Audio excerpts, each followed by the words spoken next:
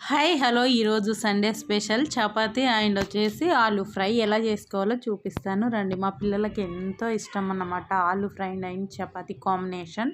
ఇంకా మా ఆయన కావాలంటే అంత ఇష్టం ఉండదు, ఆయన తినరనమాట. పిల్లలకు ముగ్గురికి ఇష్టం అన్నమాట మెయిన్ ఆలు ఫ్రై అండ్ చపాతీ కాంబినేషన్లో. నెక్స్ట్ వచ్చేసి గిన్నె పెట్టేసుకొని గిన్నెలో ఆయిల్ వేసేసుకొని జీలకర్ర ఆవాలు వేసుకొని ఒక 2 ఎండుమిర్చి కూడా వేసేసుకోవాలి.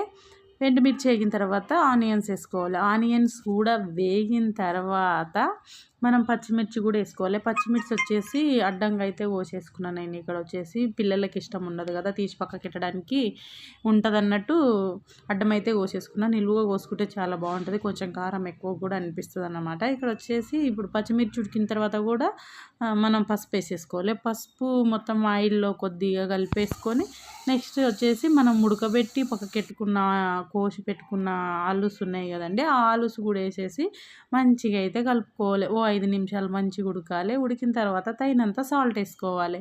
కావాలంటే మిరియాల పొడి కూడా వేసేసుకోండి. ఫైనల్గా ఇంత ధనియాల పొడి వేసేసుకొని కలుపుకొని 2 మినిట్స్ ఉడకబెట్టుకున్న తర్వాత అయిపోయింది, రెడీ.